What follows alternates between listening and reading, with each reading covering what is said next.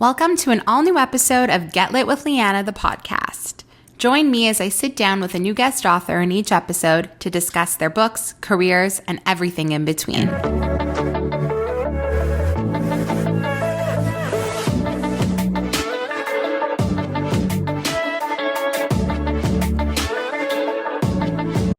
Today I'm sitting down with author Phillips, who wrote the Twisted Tale trilogy. The third and last installment of this series is out today. Fractured is an insane story, and it totally wraps up this series in the best way possible. I'm normally not a love triangle girly, but I loved reading this book. Not only is it so spicy and so swoony, but it has this crazy big mystery story with all of these different types of like fantasy and methodical elements that are so different. I had the best time chatting with Phillips about this book, how the story came to her, her writing process, and obviously what she's working on next, which you need to listen to. If you've read this series, you will die.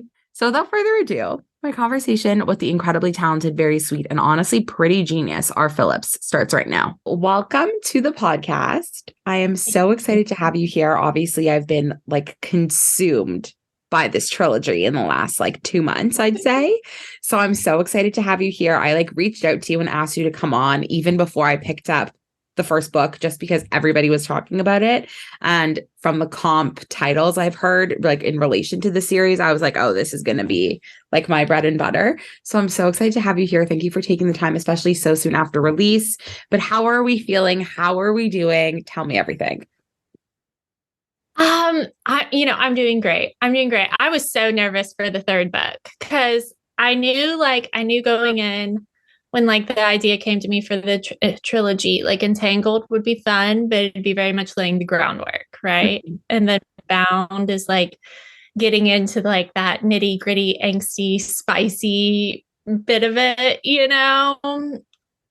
But then Fractured was always going to be the one that was the most nerve wracking, because you reach a point where and I'm I got further along and I was like, why did I decide to write a love triangle as my debut series? That's the worst.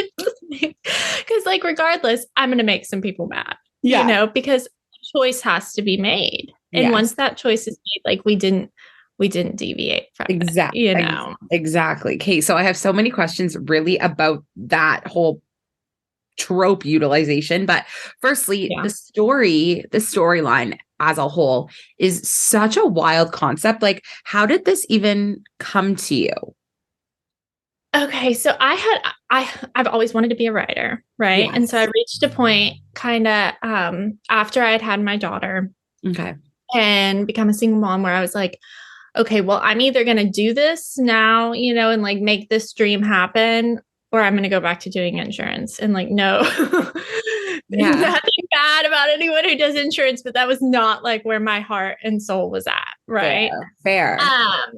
And so I had been working for a counseling practice virtually and kind of writing this whole other book. And I wrote this whole other book. And then as I was finishing it, the idea for Entangled came to me, and it would not let me be.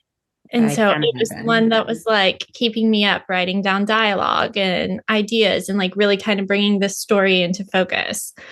And so I was I have to, this is the one that demands to be written. So that's the one that I then went back to square one and wrote Entangled. And I have never been happier with the decision. But so I guess what kind of made me think about it was, I saw someone else posting about love triangle something or another, and I have never liked the love triangle trope. Mm-hmm. I've never been a fan of it. Mm-hmm. And then I started to think, what if I could write one where instead of you get this 70% of the readers are for this guy and only 30% are for this guy? What if I could write one where they were actually equally split? Yes. Actually. Yeah. Really, you really were torn between these two guys. Yeah. And then I've always been a big mythology fan. And so then I was let's bring, even as a little kid, I was obsessed with it. And so I was let's bring our greatest historical love triangles into play too. Crazy. And it just kind of grew from there. I knew I wanted Coop and Jace to be connected, like spoilers, but yeah, go for it. Spoiler. I knew I wanted Coop here. and Jace to be connected in some way, but they couldn't be connected close enough where I couldn't like have this mystery element with this dual timeline too. Yeah. And then, other things grew from there. Like, so yeah. I can't imagine what was going on in your brain, like outlining this story. Like, did you even outline it, or were you kind of just like, I'm a diehard outliner. Okay. I will outline everything pretty much. And then obviously that will evolve and change as you go along. But I have to start with my point A and like my point Z, and then I have to be like, so like with A Twisted Tale, I knew we were going to have El Coop and Jace. I knew Coop was going to be in game. But I also knew we were going to have like so many ups and downs to get there. And we were going to have Jace, who like, I adore Jace. I love him so much. It was so hard. I am like fully team Jace. Yeah. So I like, realistically, I am team Jace too. And it snuck up on me a little bit. And it made it so hard for me to write him, because with Entangled, I wrote all of Coop and Elle before I went back and then wrote the present with Elle and Jace, because it allowed it to be a little bit more organic, I think. Okay. Like that growth and that kind of her demeanor in the past versus the present. Okay. And so like then I got to the present, I was writing Jace, and I was like, oh my God, I love you so much. Literally me. Yeah. It's so funny. Like, I read the book because my sister-in-law saw it on TikTok and she started it and was like, you're going to die. Like, you love the Ravenhood series. You love like, I hate love triangles, but something about Ravenhood, like reverse harem, like the angsty, the big story more than it just being a romance, like really got me. And she was like, this is in the same kind of vein. Like, I think you're going to love this. So I'm like, okay, fine, like sold. So I start reading it and she's in my ear like, Coop, Coop, Coop, Coop, Coop. And I'm reading the book and I'm like, no, you fucking idiot. It's Jace. And the entire time we were like both not seeing eye to eye, but like both understood where the other was coming from. Yeah. It's a wild ride. Yeah. That's the thing, is that like my Coop people are definitely more vocal. They have always been more I feel vocal. That. Yeah. But the Jace people, I mean, like I did a poll once and it was like 53-47 or something. I'm sure it's that tight. Like, I can't even imagine. Yeah. It was very equally split. Right. So I would love to talk about like the trajectory of this book. Like, when did you write Entangled? Like, how long has this whole process been? I started writing Entangled in February of last year. Okay. And when did it like pop off? Like, I feel like I caught on to the popping off of it like towards the end, but it's so clear, like especially on BookTok, like everybody was, and still is, I guess, talking about this series. Like, it's everywhere on my For You page now. Oh, well, thank you. That's good to know. Good to hear. Good to hear. I guess so. I have never been great at social media. Okay. I have never, like, even like before all this, like my accounts, like barely posted, barely maintained. Okay. Like and I have nothing against it. Like, I wish I was better. Okay. Yeah. But it was just never my thing. And so after I like was wrapping up finishing Entangled and like had my cover designer, had my editor, had all that set up, I was like, okay, well, no one's ever going to read my book if I don't find people that are way better at this than me to get it out there. And so I like made my accounts and everything. And I basically just started like emailing people like, hey, I have this book. Okay. Cold reach out. Will you read it? Like, gave him like brief synopsis, like all that stuff. And I sent probably hundreds of those emails for Entangled. Okay. And was just like, I knew like I had like researched the process of like art teams and arcs and all that and everything. But I think after Bound's release, it started to gain a lot more traction. Right. When you had put out Entangled, how far were you in the writing process for the other books in the trilogy? Like, what was that timeline? I was about halfway through with Bound when Entangled Okay. published. Okay. But you had outlined the entire trilogy. Oh. So like you knew where everything was going. Yeah. That is so wild. So I need to just talk to you about like the twists and turns of the story because like the story, aside from like the steam and the romance aspect, which obviously me being a romance reader and lover, like that just was, it fulfilled like every fantasy, scratched every itch. Like I loved it. But the big story and all these twists and turns and all of the background and how people are interconnected. And how did you like come up with all of these parts of the story? Like, was it very easy for you to think of all of this? Like, I just can't imagine that, like coming up with such a huge story world and all these timelines and all of these like eras of these people and their lives and their parents and all the connectivity. Like that could not have been easy to just come up with. So I guess like for me, I start with a concept kind of like I knew that I wanted Coop and Elle to be together first and something to happen. And I knew I kind of wanted like them to be connected in almost like a not a forbidden way, but you know what I mean? Like kind of like something darker there. Yeah. And so we had the parent thing, the parent thing with them, Yeah. And the affair, which really kind of solved a lot of my things where, Coop did what he did. Yes. Yes. And I had to make him, in order for Jace to shine like in the light he needed to, and that love to grow on its own, like Coop had to be very close to unforgivable there for a while. Because he was so larger than life to begin with, too. Yes. Yes. He is large. I never had to work at him because he was my larger than life one. Right. I had to work more at Jace at first. Right. Then I don't know. And then he grew into himself, but Coop just kind of always was. Yeah. So I guess like when writing those characters and like developing this love triangle, we kind of touched on it before, but like, how did you manage to like write them both? And how did you determine like, this is going to be like a Coop thing, this is going to be a Jace thing? Like, obviously their like fate in this story was predetermined when you for coming up with the concept of this book, but like, was it hard for you to keep a track of like who was going to be who? Like they're just so, as you said before, like perfect and like equally lovable. And it's like very hard to pick a side. So I can't imagine like writing two characters like that at the same time and knowing the end game was easy. Yeah.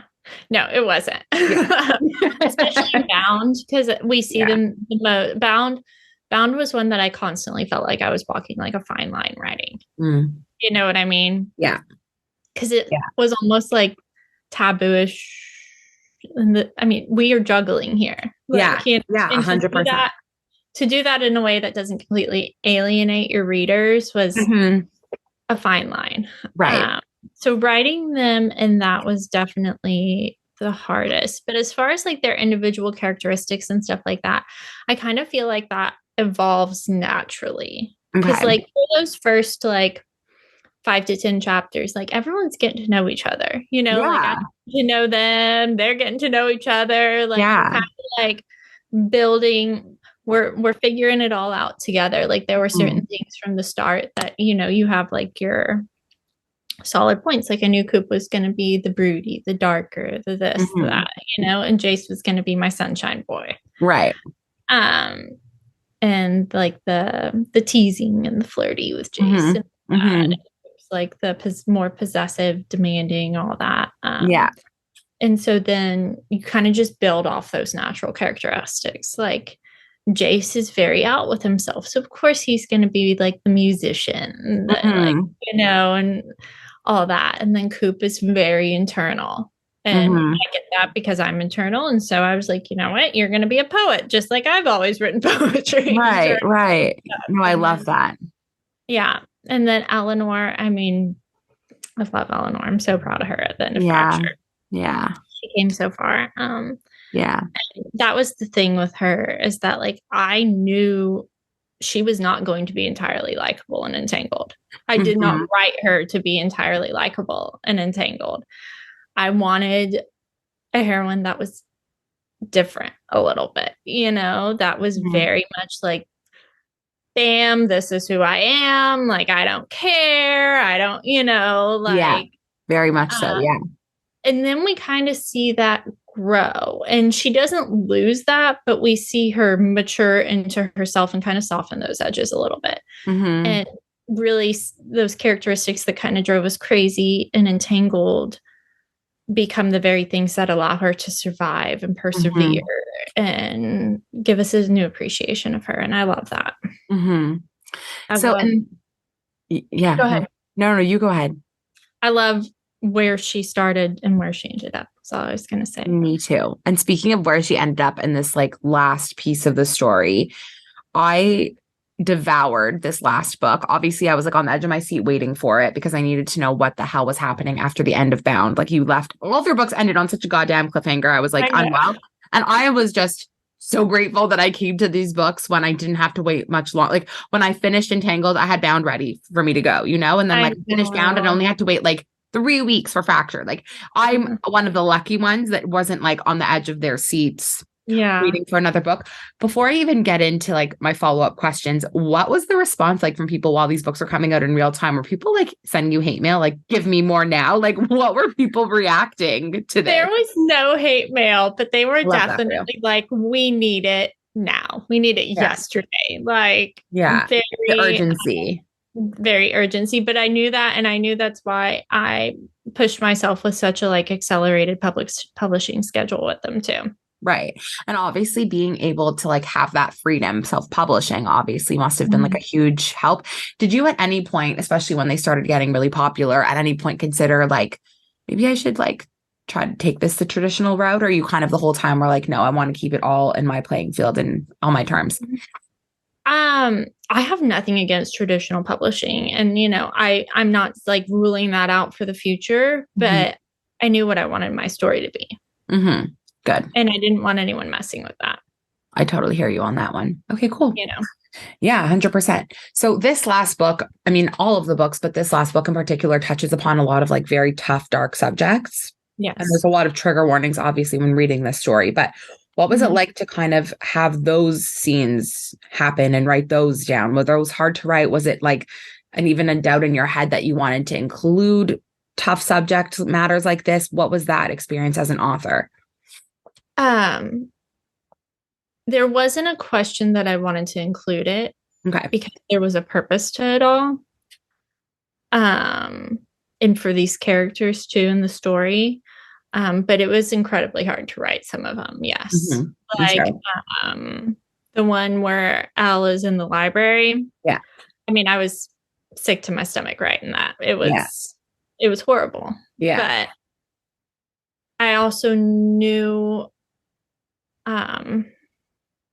I knew why the storyline needed it. And I also knew how amazing she was going to come out of that as a character almost. For sure. And how it served its purpose. It needed to happen in order to move the story forward and have the conclusion that it had. And I felt and allow her to really grow in a different way that we had never seen before. Yeah. And her and Coop. You know what I mean? So that was incredibly hard. Chapter 27, which I think is the chapter that has wrecked just about everyone. Literally everyone. Yeah. I cried writing that chapter. I mean, that chapter gutted me. Yeah. It gave me a headache. It gave me a headache. By the time I was writing it, I had a headache for like 2 days. I cried. It just, it like emptied me out. But it's also like my proudest piece of writing that I have ever done. Like I'm sure I'll write something I like better than it one day, but as for now, that is. I love that. It's an important piece. Yeah. And what was the editing process like of scenes like that? Like, did you even go back and retweak them? I feel like the first pass probably was like the strongest in the sense like that, or was it like? So I'm not like I don't go through a lot of drafts. Okay. Like I'll write the whole story. And then I always go back before I start writing again and read like the chapter before, and I'll tweak it then, or like the few pages before and tweak it then. But so I'll do that and I'll write the whole book, and then some of them I obsess over more than others. Like in Bound, like the door scene between her and Duke. I spent probably a week on that chapter because I wanted to get it like, yeah, right. I knew how hard it was going to hit, and I knew like it was such a hard scene to write because they're not like physically looking at each other. Yeah. But like, it needed Yeah. it. I loved it. I obsessed over that one. It's probably true for 27, but it was just, I was just in a zone and it just came more naturally. And I was just so happy with it when it was done that I didn't have to tweak that much. Right. In it when I was, it was what it was.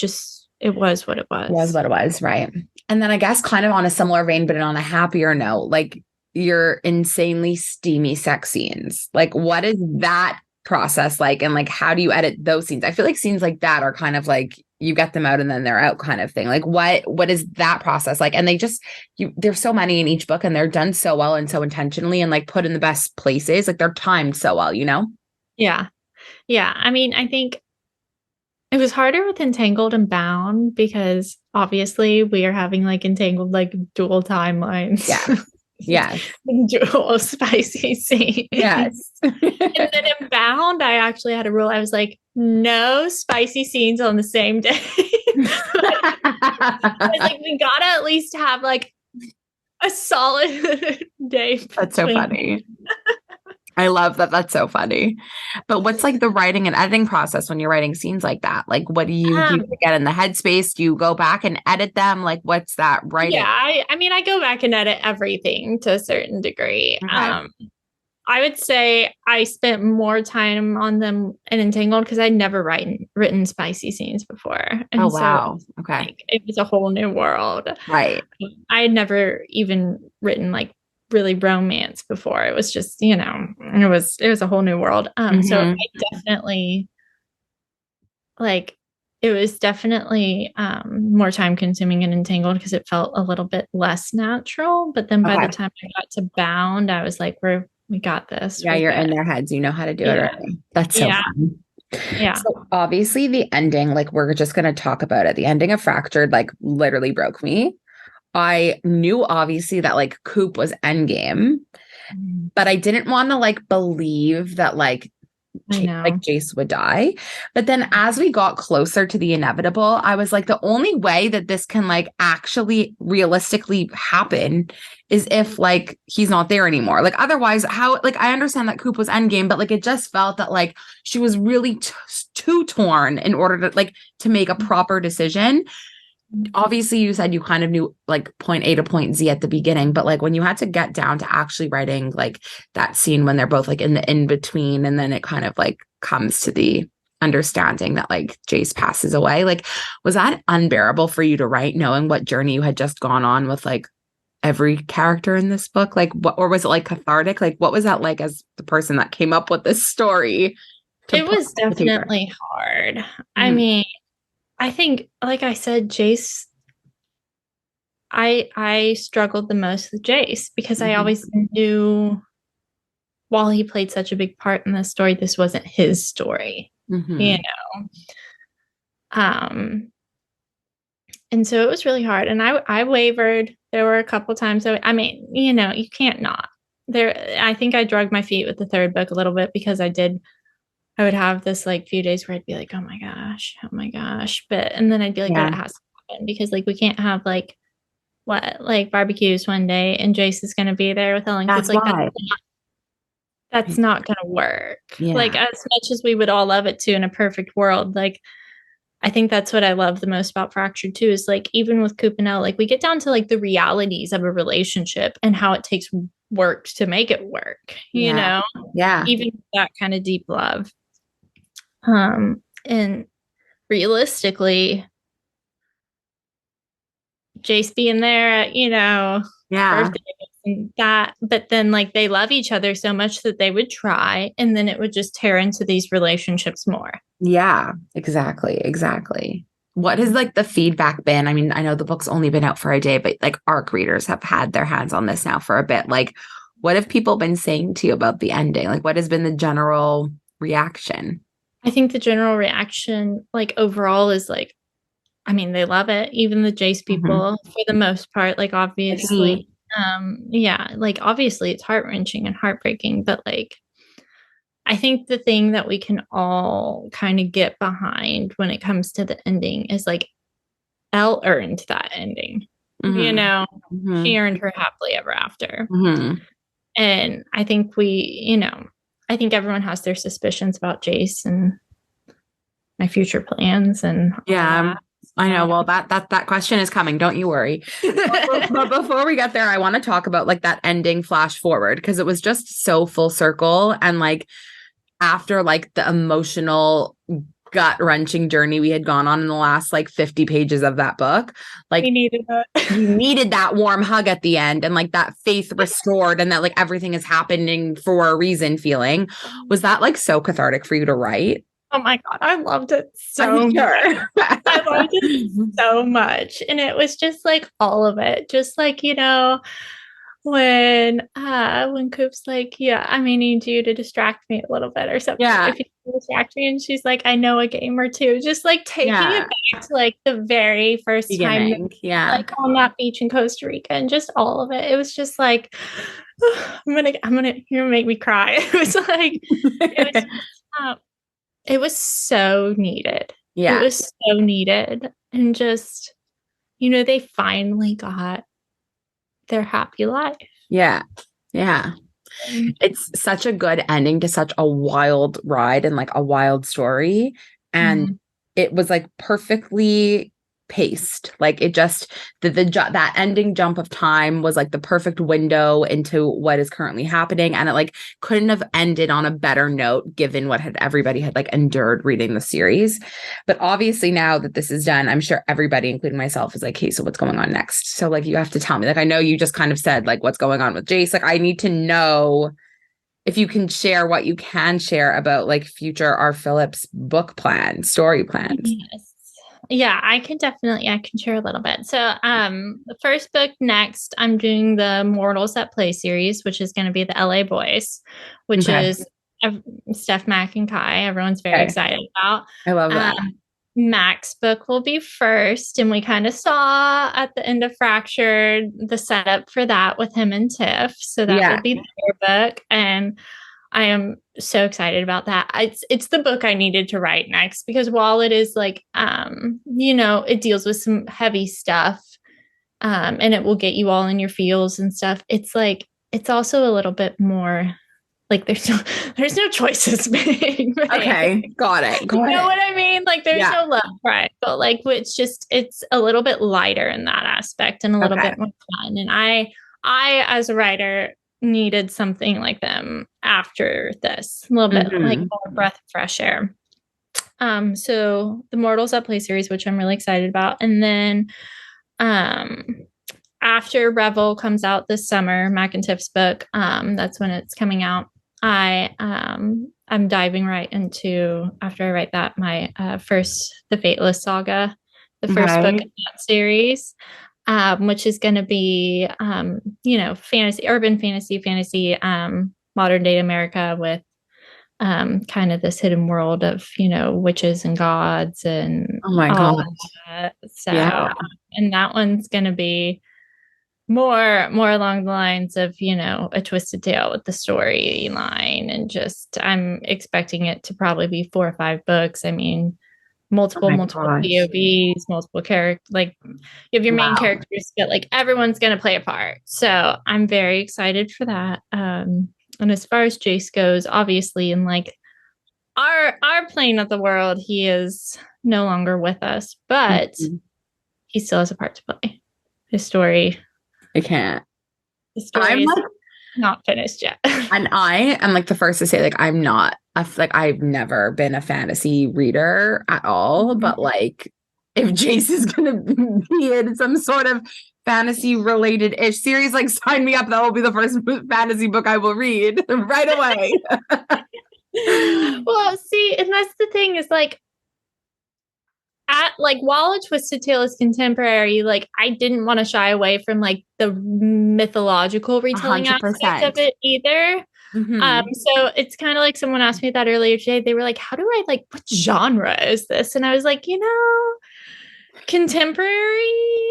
No, but it's a blend. It is a blend. It's a blend. It Yeah. is. It is. But I love that about that too, because I'm all about doing something new and different. I love that too. Yeah. And you do it well. Thank you. Oh, okay. Well, this was so much fun. I love this series. I can't wait for everybody else to like finally finish this last book and then like see everybody else's feedback. But from what I've seen so far, everyone is just like dead, dying, done. Can't believe that they finally have it because obviously everyone's been like waiting for it. You know, It's so exciting. It is. It is. So excited about it. So excited for everything to come. And thank you. Yeah.